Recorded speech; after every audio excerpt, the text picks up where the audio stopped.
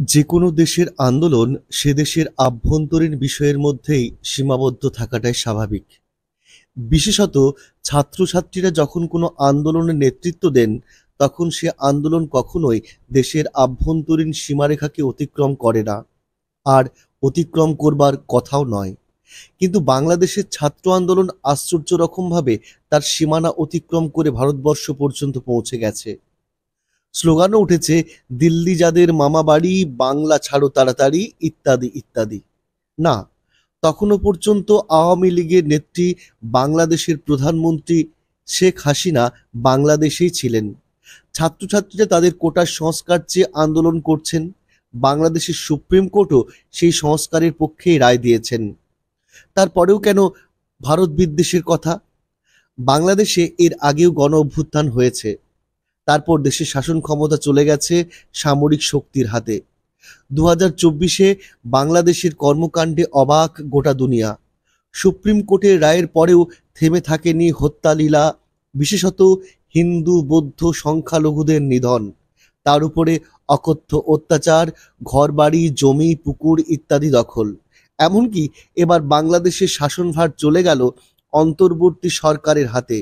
এই অন্তর্বর্তী সরকারের মাথা শান্তিতে নোবেলজয়ী ডক্টর মোহাম্মদ ইউনূস। এই মানুষটি কত বড় একজন চিটিংবাজ, দেশবিরোধী, কুলাঙ্গার, ক্ষমতালোভী লোক, সে সম্পর্কে কিছু কথা আজ বলবো। এমনকি এই চিটিংবাজ দেশবিরোধী কুলাঙ্গার মোহাম্মদ ইউনূস জঙ্গি সংগঠনকেও হাতে রাখতে টাকা পর্যন্ত ফিনান্স করেছেন। তিনি কিভাবে গ্রামীণ ব্যাংকের নামে ক্ষুদ্র ঋণের ফাঁদে লোকজনকে পথে বসিয়েছেন, সে নিয়েও ডেনমার্কের একজন বিখ্যাত film director Tom Heinemann caught in micro debt নামে একটি সিনেমাও বানিয়েছেন। ডক্টর বাঙ্গাল ইউটিউব চ্যানেলে আপনাকে স্বাগতম।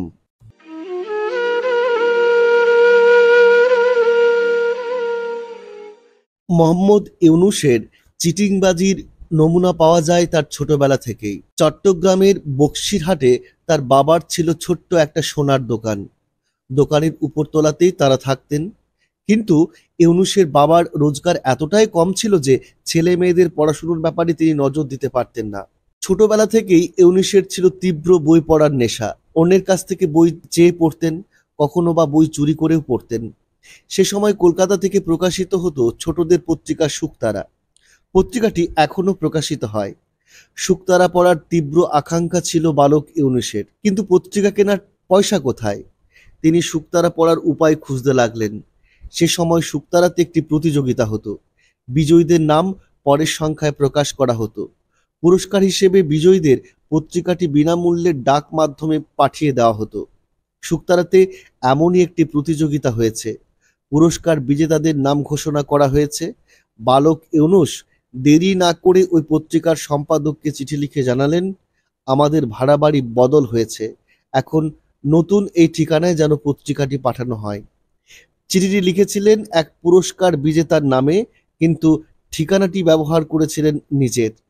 তারপর থেকে ডাকযোগে শুকতারা তার বাড়িতে আসতে লাগলো। এভাবেই ছোটবেলা থেকেই যার চিটিংবাজিতে হাতেখড়ি, পরবর্তীকালে তিনি কতটা বাংলাদেশের উন্নতি করবেন, উন্নয়ন ঘটাবেন, বাংলাদেশ তাকে কোন সময়ে কিভাবে পেয়েছে, আসুন এবার আরো একটু বিস্তারিত জেনে নেওয়া যাক। জোবরা গ্রামের নাম ভাঙিয়েছিলেন ইউনূস তার ক্ষুদ্র ঋণ কার্যক্রম নিয়ে। সে গ্রামে সুফিয়াকে 20 টাকা ঋণ দিয়ে সূচনা হয়েছিল ইউনূসের ক্ষুদ্র ঋণের কার্যক্রম। গ্রামের হতদরিদ্র মানুষদের স্বাবলম্বী করে তোলার কথা বলে দ্বারস্থ হয়েছিলেন সরকারের কাছে। তার প্রস্তাবে এরশাদ সরকার গ্রামীণ ব্যাংক প্রতিষ্ঠা করে, আর ইউনূস সেখানে ব্যবস্থাপনা পরিচালকের বা এমডি পদে চাকরি পান। 1983 সালে একটি বৈধ ও স্বতন্ত্র ব্যাংক হিসেবে যাত্রা শুরু করে। সরকার গ্রামীণ ব্যাংক প্রতিষ্ঠা করে আইনের মাধ্যমে এবং সেখানে ব্যবস্থাপনা পরিচালক বা এমডি হিসেবে নিয়োগ দেয় ডক্টর ইউনূসকে। 1983 সালের 4 সেপ্টেম্বর সরকার গ্রামীণ ব্যাংক অধ্যাদেশ নামে একটি অধ্যাদেশ জারি করে। সে সময় গ্রামীণ ব্যাংক শুরু হয় মাত্র 3 কোটি টাকা মূলধন দিয়ে, যার বেশিরভাগ টাকা অর্থাৎ 1,80,00,000 টাকা ছিল সরকারের এবং 1,20,00,000 টাকা ছিল ঋণ গ্রহীতাদের। অর্থাৎ গ্রামীণ ব্যাংকে ইউনূসের ব্যক্তিগত কোনো টাকা ছিল না। অথচ ইউনূস এমনভাবে প্রচার চালানো শুরু করেছিল যে মনে হতো এটি যেন ইউনূসের নিজের প্রতিষ্ঠিত ব্যাংক।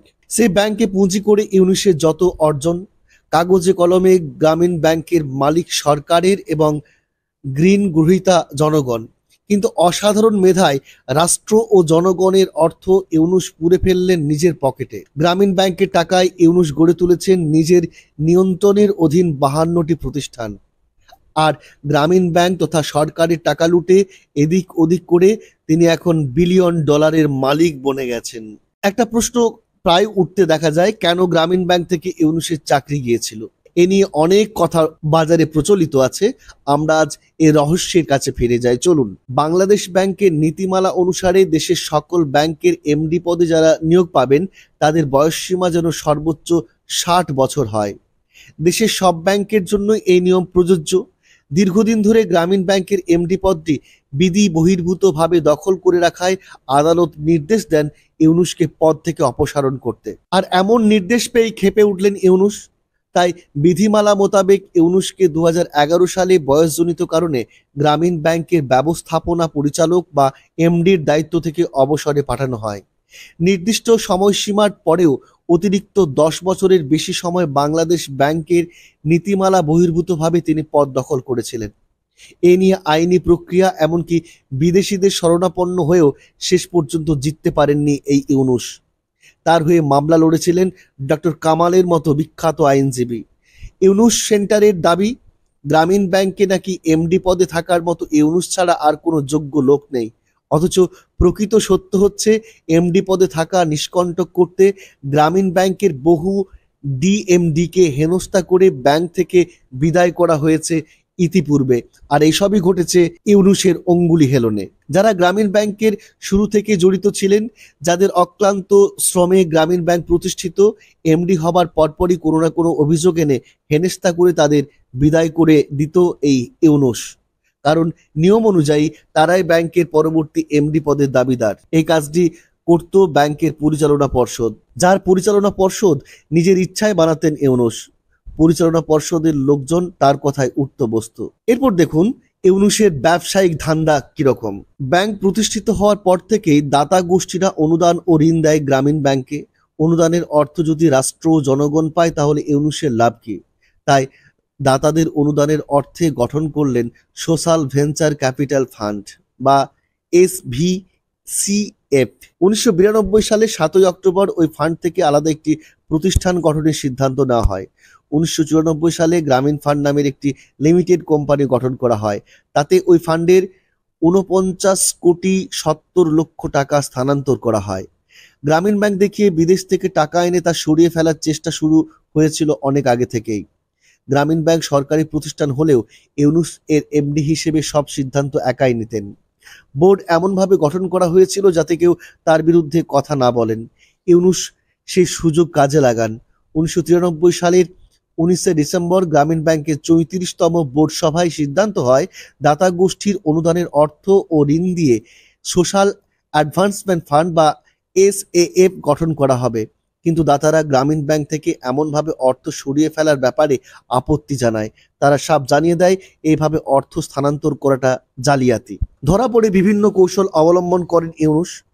25 এপ্রিল 1996 সালে গ্রামীণ ব্যাংকের বোর্ড সভায় গ্রামীণ কল্যাণ গঠনের প্রস্তাব আনেন। প্রস্তাবে বলা হয়, গ্রামীণ ব্যাংকের সদস্য ও কর্মীদের কল্যাণে কোম্পানি আইন 1994 এর আওতায় গ্রামীণ কল্যাণ নামের একটি প্রতিষ্ঠান গঠন করা হচ্ছে। গ্রামীণ ব্যাংকের বোর্ড সভা এই প্রস্তাব অনুমোদন করে। এটি গ্রামীণ ব্যাংকেরই অঙ্গ প্রতিষ্ঠান। গ্রামীণ কল্যাণ যে গ্রামীণ ব্যাংকেরই শাখা প্রতিষ্ঠান তা আরও স্পষ্টভাবে প্রমাণিত হয় এর মূলধন গঠন প্রক্রিয়ায়।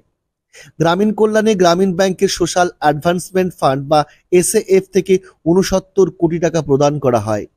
গ্রামীণ কল্যাণের মেমোরেন্ডাম অফ আর্টিকেলেও গ্রামীণ ব্যাংকের সাথে এর সংশ্লিষ্টতার প্রমাণ মেলে। মেমোরেন্ডাম অনুযায়ী গ্রামীণ কল্যাণের 9 সদস্যের পরিচালনা পর্ষদের 2 সদস্য গ্রামীণ ব্যাংকের মনোনীত প্রতিনিধি। এছাড়াও গ্রামীণ কল্যাণের চেয়ারম্যান হবেন গ্রামীণ ব্যাংকের মনোনীত প্রতিনিধি। গ্রামীণ ব্যাংকের মনোনীত প্রতিনিধি হিসেবে ইউনূস গ্রামীণ কল্যাণের চেয়ারম্যান হন। তারপর গ্রামীণ কল্যাণ হয়ে ওঠে ইউনূসের সোনার ডিম পাড়া হাঁস। গ্রামীণ কল্যাণের মাধ্যমে এবং গ্রামীণ কল্যাণের আদলে প্রতিষ্ঠিত গ্রামীণ ফান্ডের মাধ্যমে ইউনূস একে একে গড়ে তোলেন প্রায় 23টি প্রতিষ্ঠান। মজার ব্যাপার হলো, গ্রামীণ ব্যাংকের অর্থে এবং বোর্ড সভার সিদ্ধান্তের মাধ্যমে গ্রামীণ কল্যাণ এবং গ্রামীণ ফান্ড গঠিত হয়। দুটি প্রতিষ্ঠানের মাধ্যমে যে প্রতিষ্ঠানগুলো গঠিত হয়েছে সবই আইনত গ্রামীণ ব্যাংকের অঙ্গ প্রতিষ্ঠান, কিন্তু 2020 সাল পর্যন্ত গ্রামীণ ফান্ড এবং গ্রামীণ কল্যাণের পরিচালনা পর্ষদে গ্রামীণ ব্যাংকের প্রতিনিধি থাকলেও 2021 সাল থেকে এই প্রতিষ্ঠান দুটিতে গ্রামীণ ব্যাংকের কোনো প্রতিনিধি নেই। গ্রামীণ ব্যাংকের পরিচালনা পর্ষদের সিদ্ধান্ত অনুযায়ী এই দুটি প্রতিষ্ঠানের চেয়ারম্যান গ্রামীণ ব্যাংকের মনোনীত প্রার্থী, কিন্তু ইউনূস কয়েকদিন আগে পর্যন্ত গ্রামীণ কল্যাণ এবং গ্রামীণ ফান্ডের চেয়ারম্যান পদে ছিলেন। প্রশ্ন হলো, কোন কর্তৃত্ব বলে তিনি চেয়ারম্যান ছিলেন? ইউনূস গ্রামীণ ব্যাংকের এমডি পদ থেকে অবসরে গেলেও ব্যাংকটি কয়েকদিন আগে পর্যন্ত নিয়ন্ত্রণ করত তার অনুগতরা। গ্রামীণ ব্যাংকের কর্তৃপক্ষের কারণেই এতদিন রাষ্ট্রায়ত্ত ব্যাংকের অর্থে প্রতিষ্ঠিত প্রতিষ্ঠানগুলির মালিকানা থেকে বঞ্চিত হয়েছে রাষ্ট্র ও জনগণ। রাষ্ট্রের অর্থে ব্যক্তি মালিকানাধীন প্রতিষ্ঠান গড়ে তোলার এক অদ্ভুত জালিয়াতি। রাষ্ট্রীয় সম্পদের টাকা দিয়ে ব্যক্তিগত কোম্পানি গঠনের রাষ্ট্রের সাথে ভয়ঙ্কর প্রতারণা। বিশ্বের অন্যতম বড় ফাইন্যান্সিয়াল স্ক্যাম হিসেবে ঠাঁই করে নেবে ইউনূসের এই কারবার। এরপরে আসি গ্রামীণ টেলিফোন প্রসঙ্গ নিয়ে। গ্রামীণ কল্যাণ এবং গ্রামীণ ফান্ডের মাধ্যমে গঠিত 52টি প্রতিষ্ঠানের মধ্যে একমাত্র গ্রামীণ টেলিকম ছাড়া আর কোনো প্রতিষ্ঠানই নাকি মুনাফা করে না। গ্রামীণ টেলিকম দেশের সর্ববৃহৎ মোবাইল নেটওয়ার্ক। গ্রামীণ ফোনের 34.2% শেয়ারের মালিক ইউনূস। 2022 সালে গ্রামীণ টেলিফোন ট্যাক্স ভ্যাট দেওয়ার পর নেট মুনাফা লাভ করেছে 3,009,16,00,000 টাকা। অর্থাৎ গ্রামীণ ফোন থেকে গ্রামীণ টেলিকম বছরে নেট মুনাফা পায় 1,000 কোটি টাকার বেশি। গ্রামীণ ফোনের লভ্যাংশ নয় করা ছাড়াও গ্রামীণ টেলিকমের আর কোনো কাজ নেই। এ টাকায় ইউনূসের 52টি উচ্চমানের কোম্পানি চলছে। গ্রামীণ টেলিকমের লাভের টাকার একটি অংশ যায় গ্রামীণ কল্যাণে, যার মাধ্যমে নাম সর্বস্ব প্রতিষ্ঠানগুলোকে টিকিয়ে রাখা হয়। এগুলো সবই মুনাফা না করা প্রতিষ্ঠান। প্রশ্ন হলো, মুনাফা না করে বছরের পর বছর ধরে প্রতিষ্ঠানগুলো চলছে কেন? লক্ষণীয়, গ্রামীণ ব্যাংক থেকে টাকা সরিয়ে গ্রামীণ কল্যাণের মাধ্যমে যে প্রতিষ্ঠানগুলো গঠন করা হয়েছে সবগুলোরই চেয়ারম্যান ইউনূস। প্রতিষ্ঠানগুলো চালাচ্ছেন ইউনূসের একান্ত অনুগত ও বিশ্বস্তরা। এরা গাড়ি পান, মোটা অঙ্কের বেতন পান এবং ইউনূসের কথা অনুযায়ী কাজও করেন। এটাও এক ধরনের উৎকোচ। প্রতিষ্ঠানগুলো প্রতিষ্ঠার পেছনে বড় কারণ হলো গ্রামীণ টেলিকমের লাভের টাকা লোপাট করা, আয়কর ফাঁকি দেওয়া এবং বিভিন্ন উৎস থেকে আসা অর্থ ফানেলিং করা। অর্থাৎ এই প্রতিষ্ঠানগুলোর মাধ্যমে ইউনূস অর্থ পাচার করেন। বিভিন্ন সূত্র থেকে জানা যায় ইউনূসের নামে অ্যাকাউন্ট রয়েছে 3টে। এই অ্যাকাউন্টগুলো 2000 থেকে 2023 সাল পর্যন্ত 118,27,76,368 টাকা রেমিট্যান্স এসেছে, যার বেশিরভাগ 47,96,96,652 টাকা এসেছে সেনা সমর্থিত তত্ত্বাবধায়ক সরকারের সময়ে। কি গন্ধ পাচ্ছেন তো? বুঝতে পারছেন? সে সময় একটি রাজনৈতিক দল গঠনেরও চেষ্টা করেছিলেন ইউনূস। সেক্ষেত্রে এটা প্রমাণিত হয় যে রাজনৈতিক দল গঠনের জন্য কিংবা বড় কোনো ষড়যন্ত্র বাস্তবায়নের জন্য ইউনূসের বিদেশি বন্ধুরা বিদেশ থেকে সে সময়ের প্রেক্ষিতে এত বিপুল অর্থ পাঠিয়েছিলেন। ইউনূসের ট্যাক্স ফাইল বিশ্লেষণে উঠে এসেছে নোবেল বিজয়ী ইউনূস 2005-06 কর বছরে সর্বমোট 97,04,61,191 টাকা রেমিট্যান্স প্রাপ্তির কথা উল্লেখ করেছেন। কিন্তু ওই সময় তার ব্যক্তিগত সাউথ ইস্ট ব্যাংকের অ্যাকাউন্টে রেমিট্যান্স প্রাপ্তির পরিমাণ ছিল 115,98,96,024 টাকা। অর্থাৎ ওই সময় তিনি 18,94,34,835 টাকার রেমিট্যান্স প্রাপ্তির তথ্য সরকারকে কর ফাঁকি দেওয়ার লক্ষ্যে তার ব্যক্তিগত ট্যাক্স ফাইলে গোপন করেছেন। এটিতে স্পষ্ট অর্থ পাচারের। ইউনূসের ব্যক্তিগত অ্যাকাউন্টের ডেবিট অ্যানালাইসিসে উঠে এসেছে অপ্রদর্শিত অর্থসমূহের মূল অংশ তিনি সাউথ ইস্ট ব্যাংকের অন্য দুটি অ্যাকাউন্ট, সাউথ ইস্ট ব্যাংকের 15 নম্বর ব্রাঞ্চের ট্রাভেল ইন্টারন্যাশনাল লিমিটেড নামের ব্যাংক অ্যাকাউন্টে 11,31,31,767 টাকা এবং 35 নম্বর ব্রাঞ্চের ব্যাংক অ্যাকাউন্টে 2,52,00,000 টাকা স্থানান্তর করেছেন। অর্থ পাচারের জন্য এভাবে টাকা এক ব্যাংক থেকে আরেক ব্যাংকে স্থানান্তর করেছেন। সরকারকে কর ফাঁকি দেওয়ার লক্ষ্যে বিভিন্ন কর বছরে তিনি তার ব্যক্তিগত ট্যাক্স ফাইল নিজস্ব 2007-08 বছরে তিনি প্রায় 5,96,72,559 টাকা ট্যাক্স ফাঁকি দিয়েছেন। 8-9 বছরে তিনি 1,42,89,578 টাকার তথ্য গোপন করেছেন। 2009-10 কর বছরে তিনি 1,96,22,465 টাকার তথ্য গোপন করেছেন। 2010-11 এই কর বছরে 1,58,21,112 টাকার তথ্য গোপন করেছেন। 2011-12 সালে 1,25,69,014 টাকার তথ্য গোপন করেছেন। এইভাবে আমরা দেখতে পাবো তিনি 2022-23 কর বছর পর্যন্ত বাংলাদেশ সরকারকে মোট কর ফাঁকি দিয়েছেন 18,94,34,835 টাকা। তাহলে ভাবুন, এই মানুষটি যিনি দেশকে ভালোবাসেন না, দেশের কোনো কাজে আসেন না, তিনি অন্তর্বর্তী সরকারের প্রধান হয়ে কি কাজ করবেন? দাঁড়ান আরো কিছু তথ্যের কথা জানাই। এবার আসি ইউনূসের মিথ্যাচার প্রসঙ্গে। ইউনূস দাবি করেছিলেন গ্রামীণফোনের সাথে তার ব্যবসায়িক সম্পর্ক নেই, অথচ জানা যায় গ্রামীণফোনে 34.20% শেয়ার রয়েছে ইউনূসের মালিকানাধীন গ্রামীণ টেলিকমের নামে। ইউনূস বিভিন্ন সময় নানা রকম চমক দেখান, স্টান্টবাজি করেন। যেমন 2006 সালে শান্তিতে যৌথভাবে নোবেল পুরস্কার পান গ্রামীণ ব্যাংকের সঙ্গে। পুরস্কার পাওয়ার পর তিনি বলেছিলেন বিশ্ব থেকে দারিদ্র্য বিদায় হবে, দারিদ্র্য জাদুঘরে চলে যাবে, কিন্তু বিশ্বে দারিদ্র্যের হার আরও বেড়েছে। ইউনূসের গাঁজাখুরি ও অসত্য পূর্বাভাস নিয়ে কেউ তাকে এখনো প্রশ্ন করে না। ইউনূসের বিরুদ্ধে এখনো পর্যন্ত অজস্র মামলা রয়েছে, তার মধ্যে গ্রামীণ টেলিকমে রয়েছে 64টি, গ্রামীণ কল্যাণের 69টি, গ্রামীণ কমিউনিকেশনে 25টি, গ্রামীণ ফিশারিজে 8টি, ইনকাম ট্যাক্সে 8টি, 2টি ফৌজদারি মামলা ছাড়াও বাকিগুলো শ্রম আইন লঙ্ঘনের মামলা। এছাড়াও তার বিরুদ্ধে কর গরমিলের মামলাও রয়েছে। বাংলাদেশে ব্যবসা শুরুতে গ্রামীণফোনের সুন্দর একটি দেশীয় লোগো ছিল। গ্রামীণ কৃষক কৃষানীরা অ্যান্টেনাযুক্ত একটি মোবাইল ফোনে কথা বলছেন, লাল সবুজ লোগো। বিজ্ঞাপনের ভাষায় বোঝানো হচ্ছিল এটা বাংলাদেশি ফোন। প্রচারণার ফলে দেশবাসী ভেবেছিল কোম্পানির মালিক গ্রামীণ জনগণ, যারা গ্রামীণ ব্যাংকের দরিদ্র সদস্য। লোকাল কল প্রতি মিনিটে 10 টাকা চার্জ, ইনকামিং ও আউটগোয়িং দুদিক থেকেই কাটে। 300 টাকার 600 টাকার কার্ড রিচার্জ করে কথা বলতে না বলতেই ফুরুত। তবুও জনগণ হুমড়ি খেয়ে পড়ল। সবার ধারণা লভ্যাংশ পাচ্ছে গ্রামীণ জনগণ, কারণ গ্রামীণ ব্র্যান্ড নেমের কপিরাইট তো গ্রামীণ ব্যাংকের, যেমন গ্রামীণ চেক, গ্রামীণ শক্তি ইত্যাদি, যার মূল কর্তা ইউনূস। প্রতিষ্ঠার 8 বছর পর গ্রামীণ ফোনের লোগো হঠাৎ এক রাতে বদলে গেল। লাল সবুজের ফোন হয়ে গেল নরওয়ের টেলিনরের ফোনে। টেলিনরের লোগো বসে গেল গ্রামীণ ফোনে। শান্তিতে নোবেল পুরস্কার দেয় নরওয়েজিয়ান নোবেল কমিটি। নরওয়েজিয়ান সংসদে নোবেল কমিটির মনোনয়ন দেয়।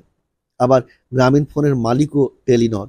বিশ্বের বহু দেশে যাদের ট্রিলিয়ন ট্রিলিয়ন ডলারের ব্যবসা ও বিনিয়োগ, অথচ টেলিনরের নাম দুদিন আগেও শোনেনি বাঙালি। বাঙালির সব আবেগ নিয়ে ব্যবসা করলো টেলিনর। হিলারির মাধ্যমে ক্লিনটন ফাউন্ডেশনকে 2011 সালে প্রায় $1,30,00,000 অনুদান দেন ইউনূস। এটি ছিল মূলত একটি জঙ্গি সংগঠনের অনুদান। মার্কিন পররাষ্ট্র মন্ত্রণালয়ের ঘটনাপঞ্জির বরাতে বার্তা সংস্থা এপিএ তথ্য জানায়। তথ্যটি ফাঁস হলে ইউনূস সেন্টার তখন পুরোপুরি অস্বীকার করেছিল। 2016 সালে 17 এপ্রিল মার্কিন যুক্তরাষ্ট্রের পত্রিকা ডেইলি কালার ক্লিনটন ওয়েবসাইটের বরাতে জানিয়েছিলেন ইউনূস কিভাবে জঙ্গি সংগঠনে বিপুল অর্থ অনুদান দিয়েছে। নোবেল বিজয়ী ইউনূস বাংলাদেশকে কি দিয়েছে? 2006 সালে প্রথম বাংলাদেশি হিসেবে শান্তিতে নোবেল জয় করেছিলেন অর্থনীতিবিদ ইউনূস। তবে কোথায় এবং কিভাবে তিনি শান্তি এনেছেন তা বিশ্ববাসীর কাছে এক রহস্য। তবে তিনি একা নন, গ্রামীণ ব্যাংকের সাথে যৌথভাবে নোবেল পেয়েছিলেন তিনি। কোনো গবেষক বা কীর্তিমান ব্যক্তি যখন নোবেল পান, তিনি তার দেশ এগিয়ে নিয়ে যেতে ভূমিকা রাখেন। সে দেশের তরুণরা উৎসাহিত হয় তার পদাঙ্ক অনুসরণ করতে।